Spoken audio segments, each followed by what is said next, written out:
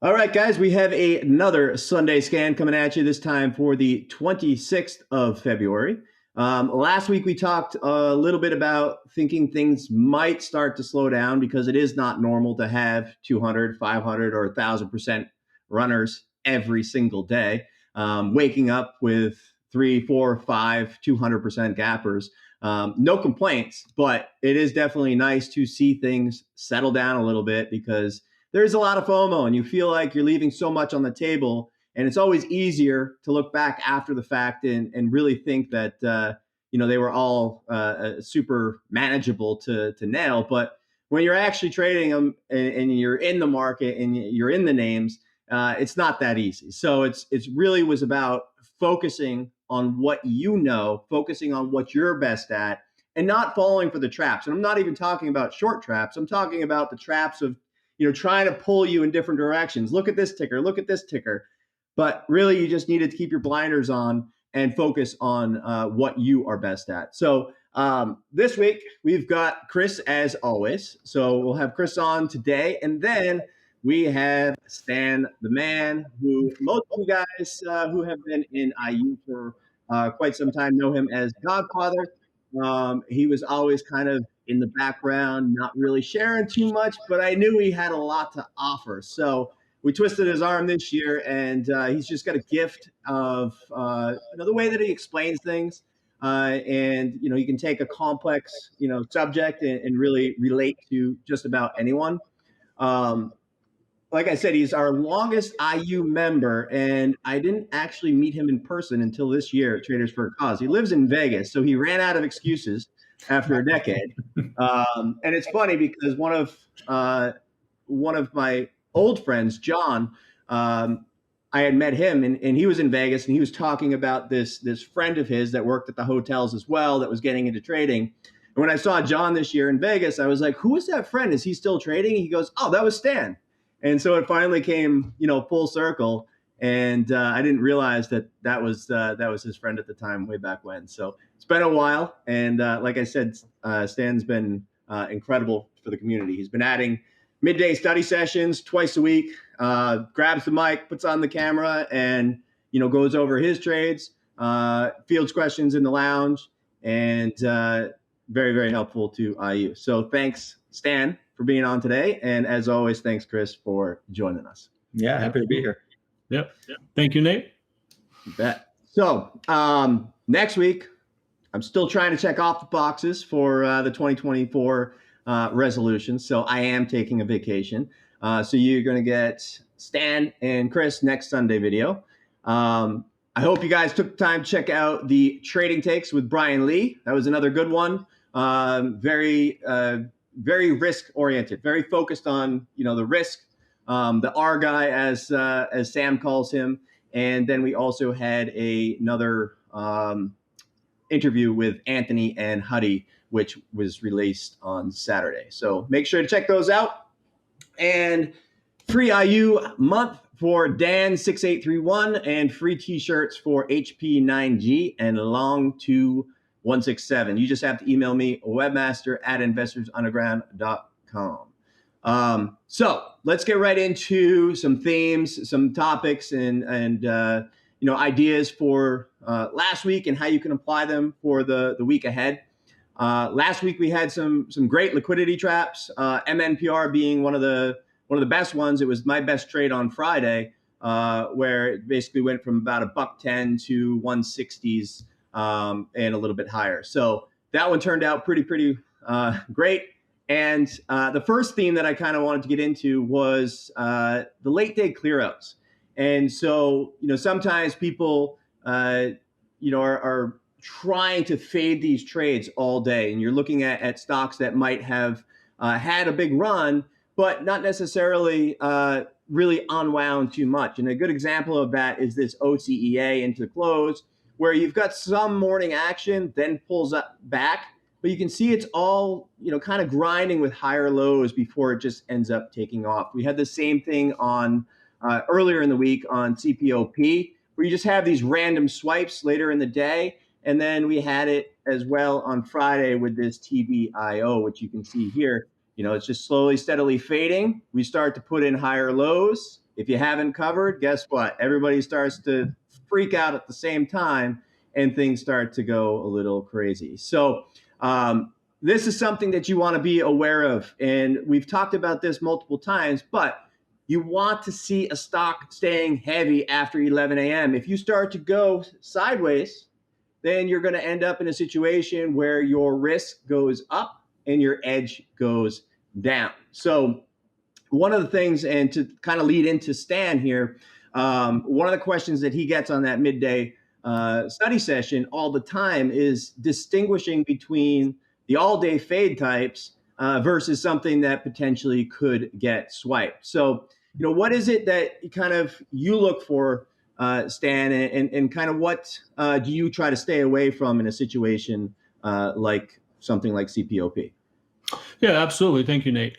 Really great segue into what I'd like to touch upon. So several aspects that I look for throughout the day in terms of determining, is this going to be a day where we'll have a gap of a particular stock and then it fades all day, or is this going to be the beginning of a multi-day runner, et cetera. So one of the first things that I like to focus on and tell members and traders is, if a stock is going to fade all day, it generally happens in one of two ways. It's either going to be that first big pop day, whether it goes 100, 200, 300%, whatever it is pre-market, and then it opens. It has some sort of a clear out move, some sort of a test versus that pre-market level. And then from that point on, you just see it fade and slowly trickle throughout the day. And the other characteristics is, if you have a multi-day runner, if you have a stock that goes from 1 to 3 to 5, and then it just stays within a certain range over several days, once it goes off everybody's radar, then that's really when some of the all-day fades come really nicely. So one key characteristic for me in determining what would be an all-day fade is, how are we behaving throughout the morning? So say 11 a.m. to 11:30 a.m., maybe closer to noon. Are we making new lows? Are we staying below VWAP? Is every swipe that we get, is every test higher that we get getting sold off? Is it staying heavy? Or is it holding a particular key level and absorbing at a particular point in time? So for me, if I'm looking for an all-day fade, I would like to see a weakness throughout the entire day. Every time it tries to ramp up, you see the sellers come in. Every time it tries to break through a previous level, it gets sold off immediately. And the best all-day fades, they generally don't provide pops. That's what makes them the best all-day fades. And you have everyone waiting for a pop, and when it doesn't come, there's just nobody in there. So everyone ends up missing it. Thus, once you get in the morning, if the thesis continues to work, if it's making newer lows hour after hour, then there's really no reason to touch it. Now, of course, this is where risk management comes in, and if you get a nice fast leg lower, then you can definitely lock them in and then re-add as long as the thesis remains. But in general, that is one of the best characteristics of an all-day fade.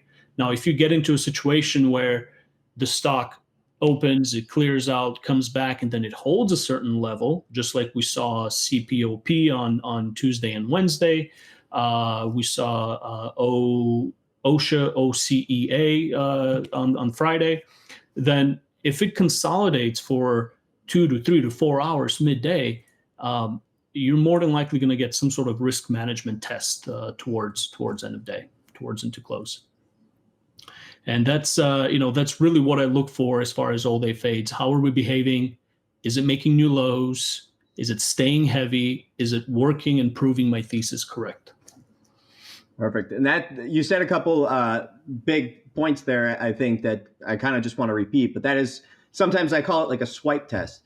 You want these things to rally. You want these things to attempt and prove that they run into some sort of resistance or a wall of a seller.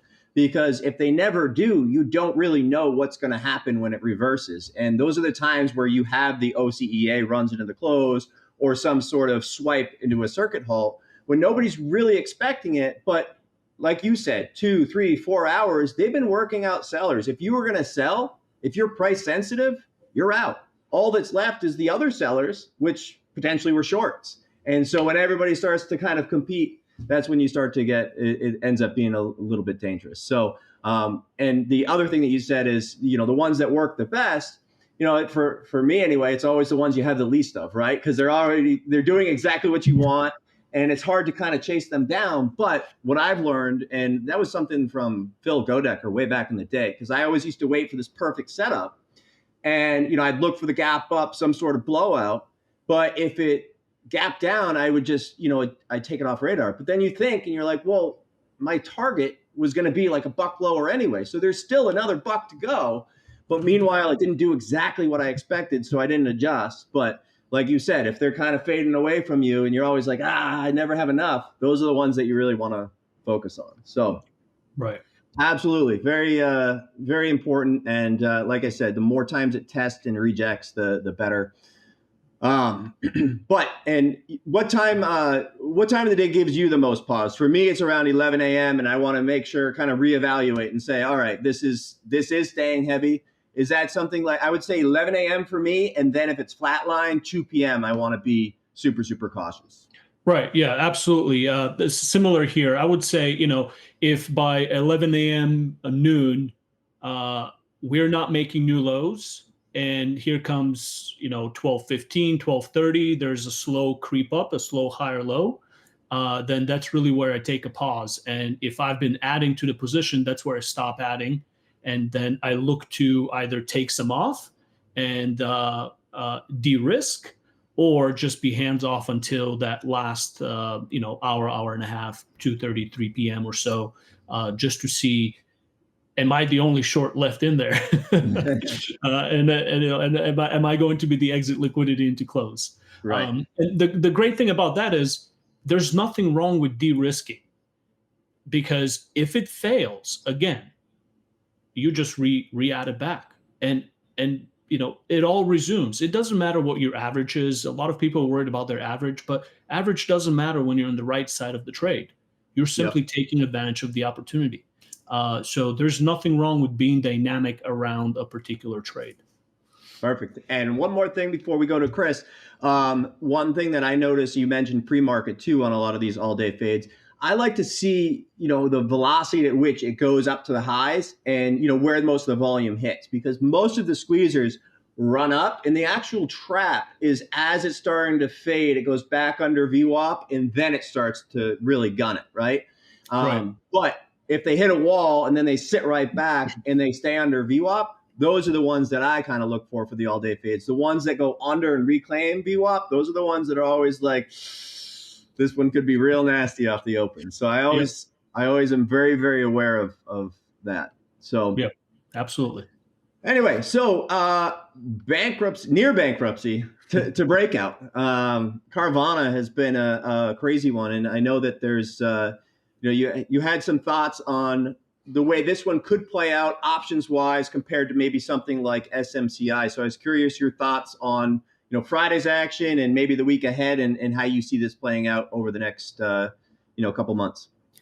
Yeah, absolutely. So Carvana is one of those stocks that I think a lot of traders are familiar with. It's had a wild history through 2021, 2022 of like this huge winner IPO, disruptor to the sector, to fading from hundreds of dollars down to like $6 or something like that. And basically, these companies, they're generally not making that much cash or anything like that, and they have a lot of expenses. And so it's like a slow bleed out once investors realize that these companies aren't that great. It's just like a multi-year bleed out.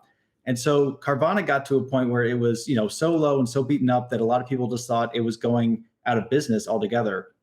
And because you had good volume on it, still a decent market cap and everything, you had a lot of funds and I think bigger names that were shorting it. And it's maintained high short interest for the last 2 years or so, as people are kind of anticipating just a slow bleed out of that eventual bankruptcy. And so it's maintained around anywhere from 30 to 60% short interest for most of that time. And so right now the short interest stands at about 40%. of the float.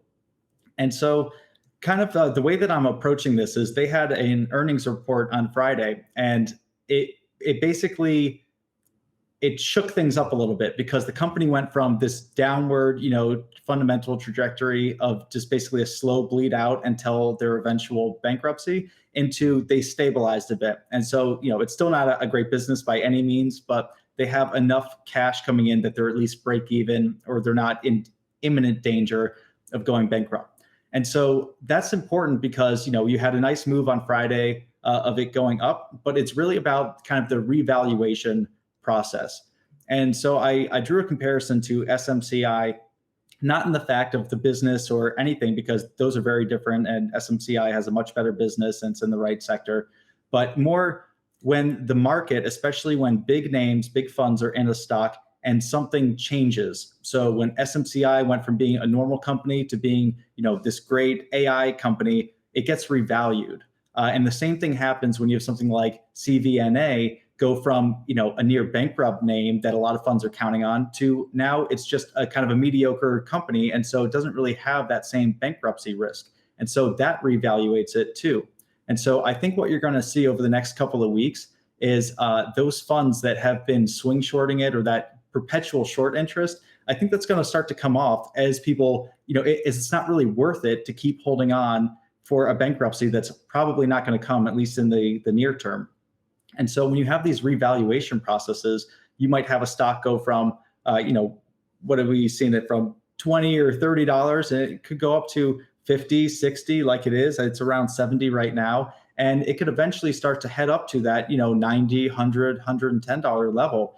And like Nate was talking about with SMCI, it's like, these are bigger numbers, but if you have a revaluation and you had something go from, 600 to 700 to 800, if you were to divide that out by 10 or 100, it's like having a $7 or $8 stock. And you would think that if it's starting to squeeze out, get revaluated, it's going to go to 9, 10, 11, really have that blowout. And that's exactly what we saw with SMCI.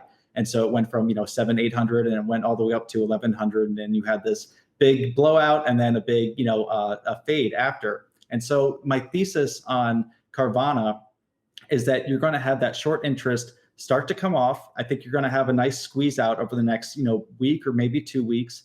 And I think that you're going to have a lot of options activity on the call side. And so if you look at the option chain now, it's packed with 70 strike calls, and those are for the next couple of weeks. And so what I think could happen during this week is you'll have the options chain, call buying start to roll up. I think you're going to have a perpetual squeeze kind of happen. You'll have short interest coming off. I think all that's going to ramp things up to possibly the $90 or $100 level. And so I think very similar to SMCI, once it gets up there, you're probably going to have some kind of a squeeze out, gamma squeeze, and then you're going to probably look for a Thursday or a Friday during a week when it has this big blowout and the option chain is packed, and all of a sudden it stalls. And you're going to have that, swipe up in the morning, and then, like Stan was just talking about, an all-day fader. But the important difference that I want to point out between something like Carvana and something like SMCI is that SMCI has had funds chasing it and adding to it long. And so those dips get bought along the way because it has good fundamentals as the sector's ramping. With Carvana, you have funds exiting positioning of short interest. And so you don't have those big institutional players coming in and scooping this up the same way that you do with SMCI.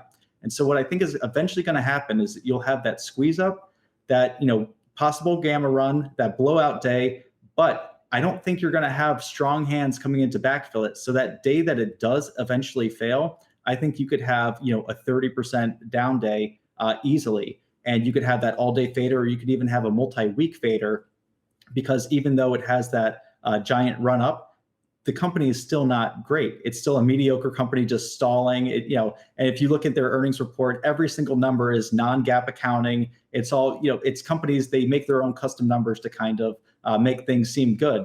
And so you had 5 different metrics, all non-GAAP. And, you have, with a business like this, you have depreciation and a lot of other odd things that they can play around with during the quarter. So I just think that you're going to have a big move over the next week or two in this, and then wait for that day when it has that blowout, and you're going to have a huge backside move. But with one last caveat on that is that as it's having this squeeze up, you can play that too, because think about SMCI. I mean, you can play these giant runs all the way up too. You don't have to wait.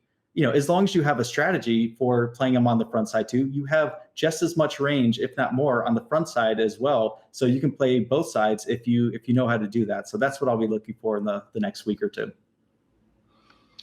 Perfect. Yeah, and I think too with the two things that you said. One was the Thursday, Friday comment. So if you think back to like last week's Sunday video and maybe the week before, we talked about sort of when those stars align. And obviously SMCI, the stars align both 2 Fridays in a row with the 0 dated options. But then we also had the Mara example. So when things start to line up from a technical perspective, as well as the options, that's when things start to really get crazy. So like you said, if you see CVNA doing something crazy, and it's leading into an overextension Tuesday, Wednesday, Thursday, that's the day that you really want to pay attention, because that could be one of those outlier kind of options days, or it could be one of the outlier type of 30% down days like he had, like Chris mentioned. So, and then the last piece of that is, I think that, like you said, most people are probably, most funds are not thinking, man, we're really underexposed to, the used car industry. They're more than likely thinking we're really underexposed to AI. We missed the boat. We need to be buying dips. So I do agree. You can kind of see that difference of, who's really going to be buying there, or is it just going to be sort of that transition, that blowout of the crowd on the short side. Absolutely. Did you have something to add, Stan? Or yeah, like the only thing I was going to add is, great segment there on CVNA, Chris. I 100% aligned with your thoughts. And just to add to the aspect that you mentioned, you can play this on the long side. Don't just wait for the short side, because the best short opportunity does not come if you didn't have an amazing long opportunity the first go, right? It's just the other side of the same coin. And just being overall cognizant of the audience, your average base holder of CVNA, is something to keep in mind as well. Yep, and keeping an eye on the market overall. SPY, if SPY continues to go to the moon, then speculation is on, risk is on. So we need the market to cooperate unless there's some sort of news item that comes out. But once we have one of those days where we do pull back 800 or 1,000 points, then that could be a great focus name given the overextension on the daily. So speaking of overextensions, crazy moves, we had LUNR this week, LUNR, and which unfortunately tipped over on the moon. I'm sure they didn't know that, though, as soon as it happened or all day, and they waited until 5 p.m. to tell everybody so they could sell all day. I'm sure it had nothing to do with that. But that was very meme-ish. It was the closest thing to, just like the number of tweets, the engagement, just so many people that, bought. And there's multiple reasons for that. People that have been averaging down, and then just this whole NASA and Elon and just this whole social kind of exposure. So I came in and I was actually bullish. I was bullish on the potential. If not necessarily bullish like it had to go, but if it proved, like, I want to have an imagination. This one's set up to go. If they didn't sell, if it is holding over 1160s, then I'm interested. And one of the things that I had said when I closed out broadcast on Friday is no different than SMCI.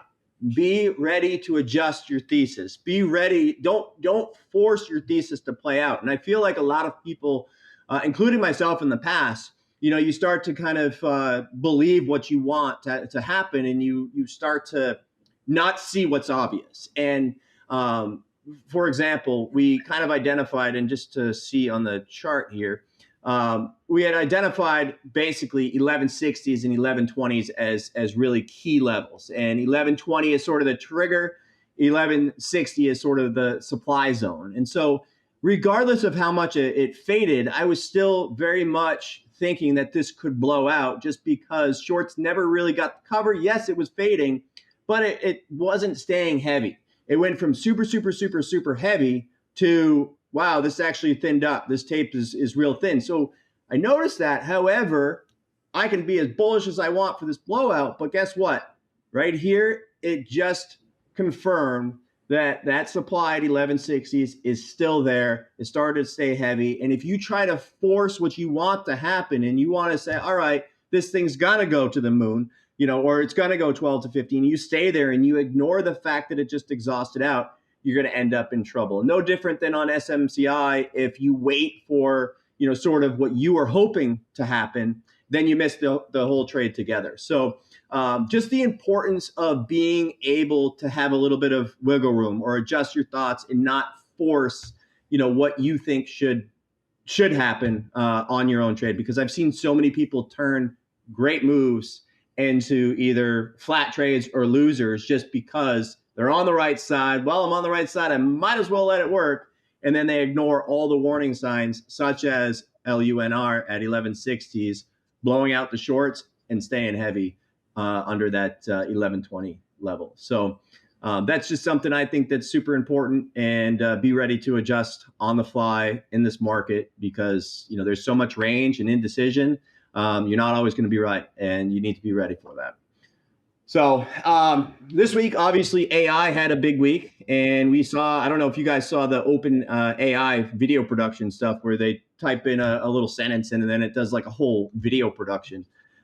Pretty insane, incredible, changes. So, and I know, Chris, you're a big theme guy. AI, Bitcoin's usually a focus. So where's your head at this week on, AI names, NVIDIA, or any of those, and Bitcoin? Yeah, so I definitely like to pay attention to themes and sectors and things where a theme or a sector that is, in play for multiple weeks or multiple months at a time, they're really, the spots to be most of the time, at least for my style of trading, where I try to find a sector, I try to find things with anchors or, high correlations. That's really where I like to play. And so, AI continues on. You had, over the past week, you had NVIDIA earnings, and, we were talking about, that's the day where does it validate the thesis? The market thinks, so highly of NVIDIA, and it's like pricing in perfection. And as long as they keep having perfect earnings reports, it goes on. And so it was a validation day, and, NVIDIA, they did have very good earnings. And so I think one of two things is going to start to happen in the AI sector now. I think that just after the earnings report, you could have a period of consolidation. So after an earnings report, and you have all the information kind of factored in, you don't get any real new information about what their next earnings could be until 2 or 3 months from now, when like some of the other big names start reporting, and if their capex is high and like they're spending money on AI infrastructure, then you can get clues to NVIDIA's what their earnings are going to be. And that's kind of what we saw on the run up into earnings season this time. So I think one potential scenario is you could have a period of consolidation, but if it doesn't want to consolidate and NVIDIA if they keep revaluating it higher and it starts to go towards 900, 1,000, which could very well be the case, then it's game on. And all those names that are anchored to it, like SMCI, they're going to keep going. And so that's really where my head's at. And I tried to trade. I actually had a bad trade on ARM last week because I was going after the AI theme, the anchored concept. And I just happened to pick the one company out of the 10 that were moving off of NVIDIA that it had a big seller in the day that I was trying to play it. And like Nate was saying, it's important to really change your thesis when the facts disagree with you. And I was being a bit stubborn on that. So I was like, SMCI is up 30%. These are the moves that I'm expecting. But for some reason, the name that I picked, it had a seller in it. So that's a good reminder to not get stubborn, not get too high conviction in some of your own plays, and to just really read the room and, be objective about what's going on. So I'll definitely carry that lesson into next week and be much more aware of that. Yeah, and like you just said that. So back to my LUNR example, like I was coming in and I had this great thesis, and it worked out, squeezed, and I sold 2/3 of it into that 1160 because that was the plan. But that last 1/3, I just didn't want to let go of my thesis, right? Mm-hmm. Like I was proven right once, proven right again. So I'm starting to believe the fact that like, yes, I've got a good read on this thing. And so that last third ended up, giving back some of that initial move. And that to me, like you just said, was the same situation. I just got a little bit stubborn trying to force my thesis to play out because, it was earlier and I think I have a good read, but no, I ignored the price action. Mm-hmm. And like I said, I bailed on that last third. So last couple things before we get into watches for the week ahead. We hit this last week, but the reminder for sometimes there's great opportunities in these low liquidity types of trades. Something where I can't necessarily size into the trade, but somebody that's trying to build their account can. So something like the example that I gave was Plug, and Plug, everybody wanted it 3-4 weeks ago. That's when all the volume was there and there was great opportunities, don't get me wrong, but everybody zones in and focuses on that 2 or 3 days of action, and it hangs on a little bit too long. You get exhausted of it and you say, the hell with it, I'm done, and then you take it off radar. But now look at Plug, it's $1.50 lower, and those that keep those on radar after everybody forgets, there's an edge there. And something like CPOP is an example. On Friday, most people got twisted up, chopped up for 2-3 days, and they said, you know what, the hell with it, I'm done. And guess what? On Friday, everybody's like, not on radar, down $2, $2.50, almost $3, right? So the point is to keep these things on radar, especially if you're trying to build an account, because a lot of bigger players are not going to be touching these things because the liquidity is too low. But as somebody that's trying to build an account, trading a little bit smaller, there's big opportunity there. And speaking of volume, doesn't always equate to liquidity, says Stan. So I know you had some thoughts about that, and the example there was CPOP. Yeah, absolutely. I think this is a big concept that would be valuable to get a grasp of, as far as how some traders get in trouble. They'll see a name like CPOP, let's say, or some other name, turn 30, 40, 50, 80 million shares on the day, and then they'll scale into that position according to that daily volume. However, big volume does not mean adequate liquidity, because that volume could have been simply 2, 3, 4 major players just tossing around the bids and the offer throughout the day at any given point. And given that it's not true liquidity, it's just a couple big players, it can be turned on and off like a faucet. And if we can switch over to CPOP chart, I can share it really quickly here. I mean, you can see how we have this tremendous volume in the day. You have your average. This is a 1-minute chart. You have your average 1-minute candle of 700,000, 500,000, 300,000, and then as the volume gets slowly turned off, you get into some candles 24,000, 11,000, 19,000, and that's a big difference from going from a 800,000 volume candle down to 19,000.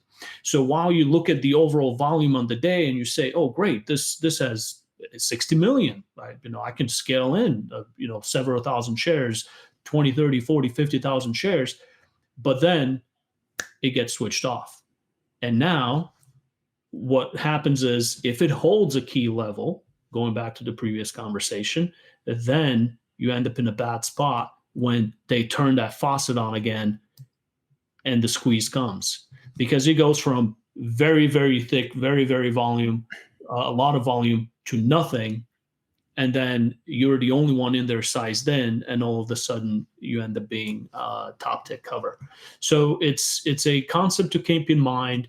Just because something is trading big volume, big numbers, is the liquidity truly there?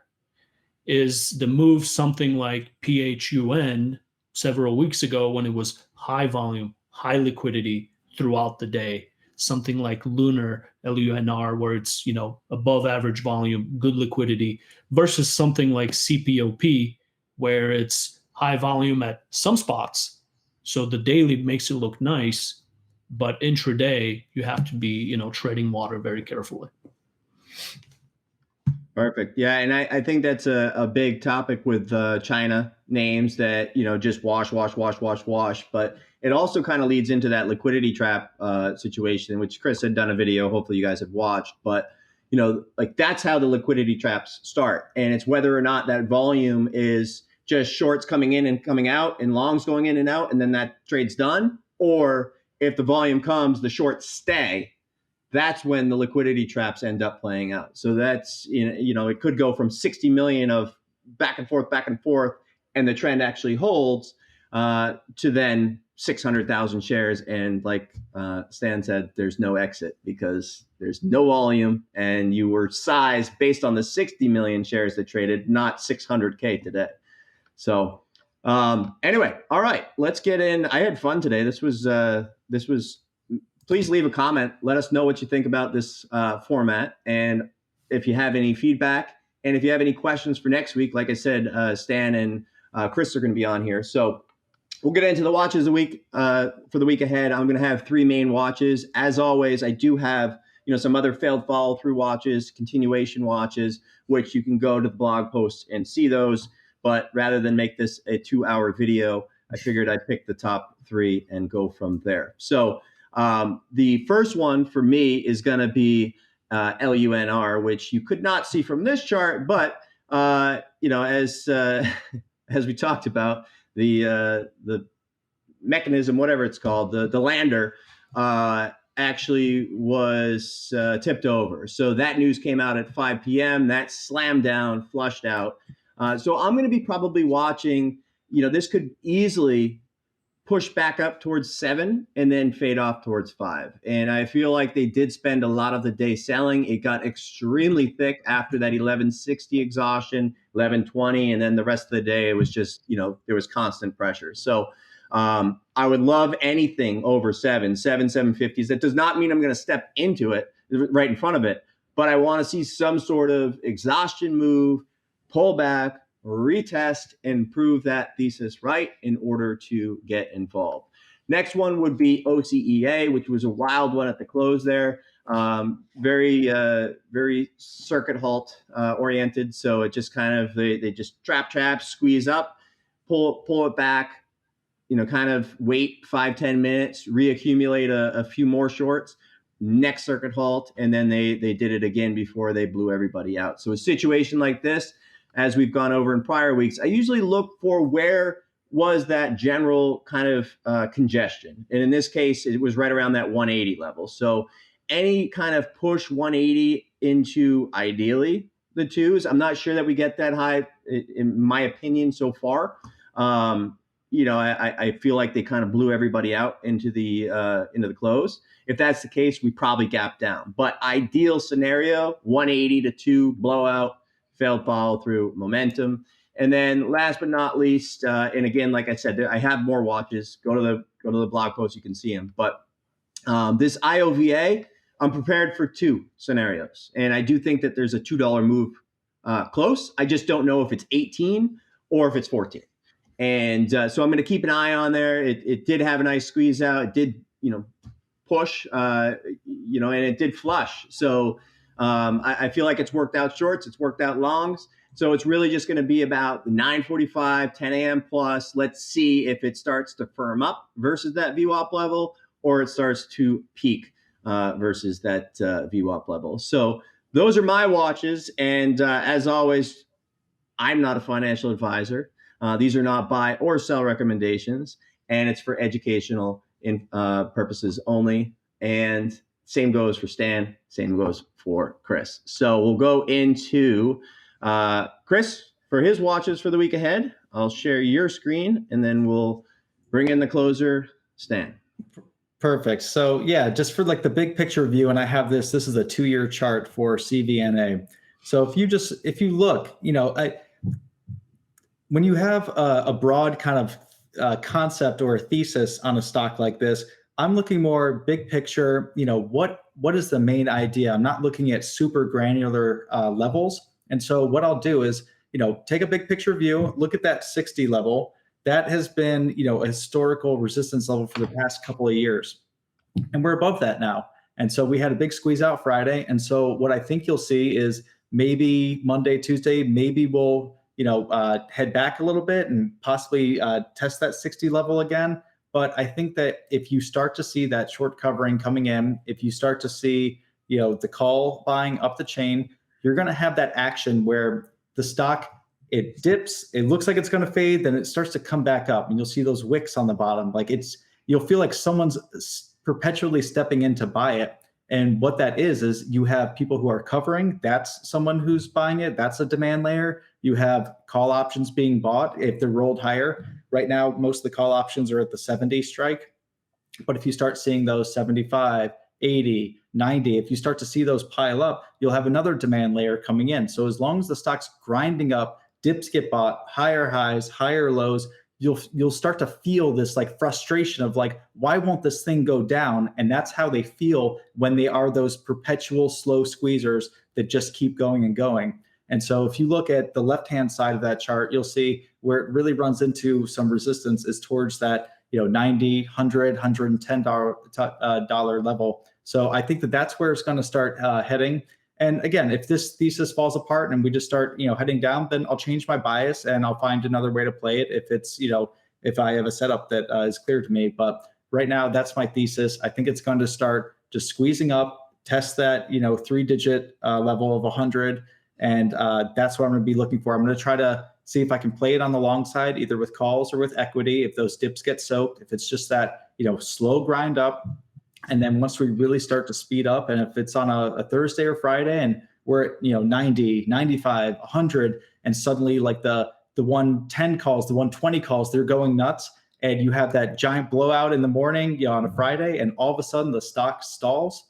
And we talked about it last week. It's like, if you have market makers, holding a lot of hedges for those calls and the stock starts to go the other way, what am I supposed to do with these hedges? And they're going to start selling.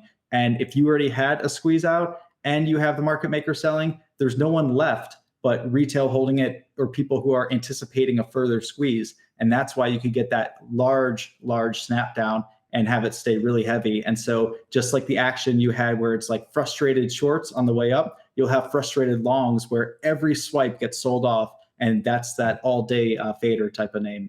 So that's really the main one for me. And I'll be watching NVIDIA and the AI sector as well. Again, I want to see what it's going to do after earnings, if it consolidates or if it keeps going. If it keeps going, that's the ship. And I'm going to be watching all the names that anchor and are acting like anchors, because if I just call something an anchor, but it's not actually acting like it's closely correlated, then it's not the right anchor to use at that time. So things like SOXL, which is the levered semiconductor ETF, that was a great anchor. SMCI followed NVIDIA very well for the most part. And I'll see if ARM starts acting better, then I might have some trades on ARM as well. And then finally, just the crypto sector. Keep an eye on Bitcoin, because if the AI sector does start to stall out, I think those are the two top ones. So you'll have the interest and everything shift towards that, most likely, in my opinion. So if crypto keeps going, if Bitcoin keeps running up, I think you'll have that kind of frustrated short action where Mara and a lot of those names are going to keep moving up for a while. And then just keep in mind that you have the halving coming up sometime in mid to late April. And so you have a lot of the miners getting their revenue cut in half. So, be aware of that. If we get a really nice move or a really nice squeeze out over the next month and a half or so, then it could be a time to position for some longer term, puts or, for some swing shorts if that opportunity arises. So those are the main watches for me this week. Perfect. Thank you, Chris. And then, as always, Stan always closes out broadcasts. He can close out Sunday video, and we can go over the watches for him. All right. Thank you, Nate.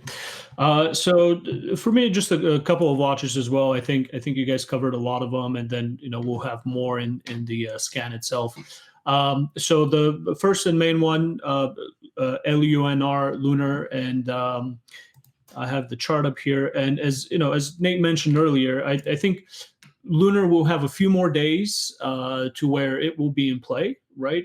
We're going to have a few more days of range, a few more days of liquidity to where it will provide for some good opportunities. Now, for me, really a key aspect is to keep my overall thesis in check and make sure that the stock is doing what I'm expecting it to be doing. Because it's in play, because of the type of user base it has, the type of news that's around it, if it's not doing what I'm expecting it to be doing, then it could get ugly very quickly. So with that being said, we're oftentimes right on our overall thesis, but wrong on the timing, and it's something that I want to keep in mind. A couple of levels for me that I'm watching is really any sort of push in the morning. Obviously we'll find out a little bit more pre-market on Monday morning, but anything towards 8, ideally, if we're lucky, wishful thinking around 10. And the reason why I have these is mainly because, yeah, sure, we see it dropped from 10 to 6, about a 40% drop, but this was all after hours, right? So the volume was not really that significant. So if Monday morning comes about and maybe some sort of a PR or some sort of a gotcha comes out, you never know. This can float up back on thin air. So ideally, any sort of pop that we get into 860s or even 8s, I would be interested in fading that trend as long as, again, it proves that it wants to remain heavy. And the next one that I haven't watched is SMCI. And SMCI, as Chris mentioned, this is really something that you got to have NVIDIA on watch, right? You got to have that. This is your anchor that's riding and dragging the AI theme. So you really need to have NVIDIA on watch if you're trading SMCI. I do like the great little opportunity there on Friday again. Unfortunately, I was not around the desk, so I did not capture any of this move. But my thought process is, given NVIDIA just reported earnings, they had a nice blowout move into all-time highs over 800, and then by the end of the day, it was pretty much near lows. If we get some sort of weakness on NVIDIA into the coming week while it's trying to find its base, trying to consolidate, as Chris mentioned, this can unwind a little bit, maybe give it something sub 800s, maybe go obviously towards low 700s. You can clearly see that this, and I remember watching it these couple of days, this 710 720s was definitely an area of interest. But even with that being said, this is still a decent move to capture if, again, the market agrees, NVIDIA agrees, and we get the opportunity in there. And the last one that I haven't watched is AXTI. Nice morning squeezer there on Friday that we had, and then it pulled back. However, as you can see, it held this 360, 380 level, right? It bounced around it a couple times. It flushed out. It flushed under 380s, and then it came right back over, and it pretty much held, and then it started the slow perpetual squeeze. And then, of course, we had this towards end of day, we had this candle that it kind of went down, but again, it held that same 380s level. And one thing to notice about this one is it can get very thin very quickly. As you can see, just this one candle going from 390s back into the 420s congestion area here. So this is something for me that I'll keep on watch. Ideal scenario that I'd like to see, and maybe open up on Monday, and then shove against highs, maybe go into a circuit or two, and then look to fade the trend from there. One thing that I am keeping in mind with this particular ticker is we do have a gap fill scenario right here, even though it's about a year old since this information came in. But there's a gap fill to look forward to into this 5 to 6 area, give or take. So I will keep that in mind for Monday morning if we start and then we see it rip up towards highs, then maybe squeeze out 1-2 circuits, etc. And then if we meet a seller and then it stays heavy and it proves that it stays heavy, I don't mind fading that fail to follow through setup. And that's those are the only 3 watches that I have so far from you, Nate, into the coming week. Awesome. Thank you, guys. And I thought when Stan was talking, I was thinking about this, and let me just make it a little bit better. But for the t-shirts next week, we'll pick a few extra. What concept that Chris covers is this setup, and what is the ship that's pulling them? So if you can leave that in the comment section, we'll pick a bunch of winners. But otherwise, have a fantastic week. Next week, like I said, I'm going to be off. Stan and Chris will be on Sunday video next week. Appreciate you guys. I felt like that was a really good one. Great conversation. So see you guys all in the room on Monday. That's great. Thanks, guys. Thank you.